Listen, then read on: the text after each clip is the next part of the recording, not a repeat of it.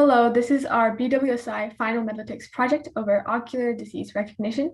This is team I'm out of RAM, and I'm Divya Potavajula. I'm Jasmine Young. I'm Reesa. And I'm Izmir Forest. So today we'll be going over the introduction to our project, processing, model, and finally we'll conclude with results.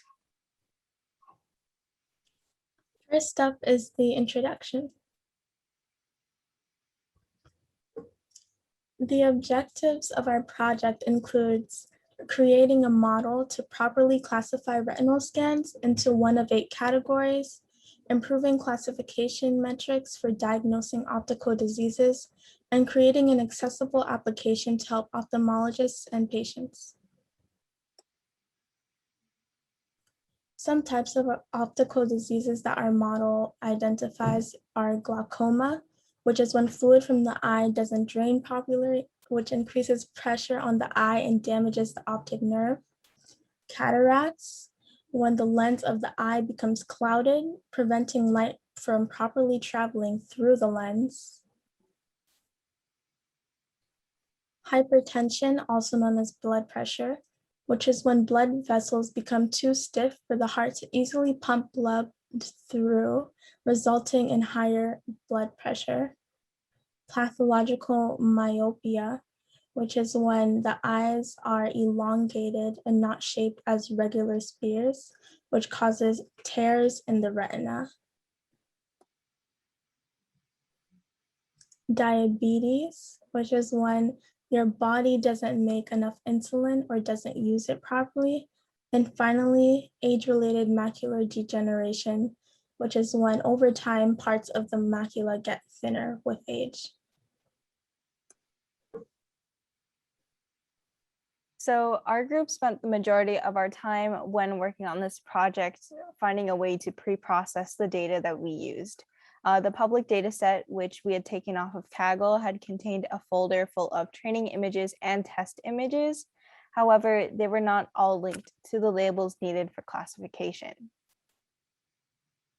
So within the data set, we were given, though, some features that were given include age, sex, and image diagnostics, which help classify the images and patients within the set.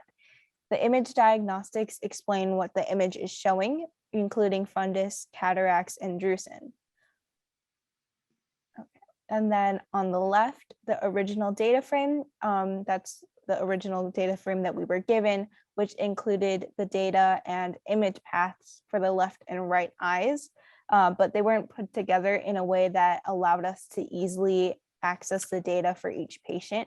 So we had to manually fix the data frame through Excel as shown on the right. And we had to understand Excel's built-in features to remove patients with that didn't have information for both their eyes, and also bring together the left and right eye data. So within the scrub data, we started pre-processing by loading and storing full JPEG images from the paths. However, with this, we ran into our first problem, which was running out of memory. We had to move to different collaborative data science notebooks in order to combat the problem of RAM, until we realized that it would be better to store the path to the images instead of loading and storing the full image, because it would use less memory. Instead, we kept the image paths in a dictionary, which would call the information when it would know when it would be used in the model, and then it would be cleared once it's no longer in use. So then another issue that we had ran into was that we had dimension issues when we started running the data within the model, meaning that the arrays that we were inputting into our model were not compatible with the model itself, because we were using RGB images instead of grayscale, which the original model we based off of was using grayscale. So they were also not lining up with the image classification labels, which were used to train our model. But eventually we were able to get it working, allowing us to officially start training our model.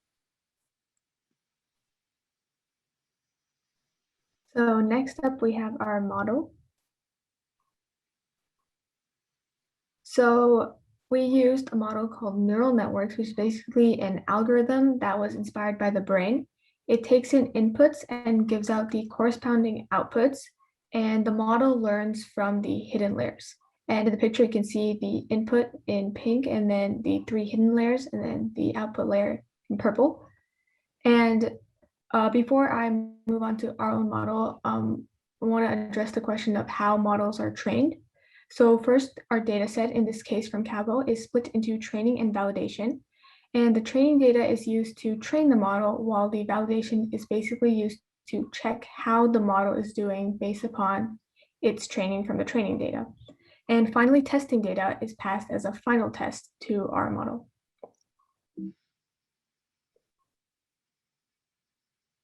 So optimizing neural networks. There are a lot of parameters, which makes neural networks a very good model. However, it's also hard to train it very similarly between different data sets. So a few parameters are network depth, which is like the number of layers, the number of nodes, the learning rate, which is how fast the model trains, the optimizer, which basically edits things like the learning rate to minimize a thing called model loss, which basically is like an error function. The activation function is basically a mathematical function. Epoch size, which is the number of trials, and then batch size, which is the number of samples.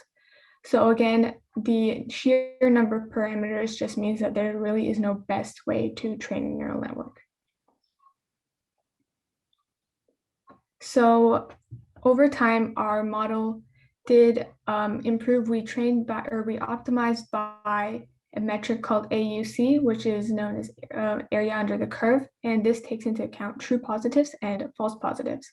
So over time, we started with an AUC of about 80, and we changed optimizer, decreased learning rate, added hidden layers, and then finally increased epoch and batch size. And finally, we got to our highest AUC of 90.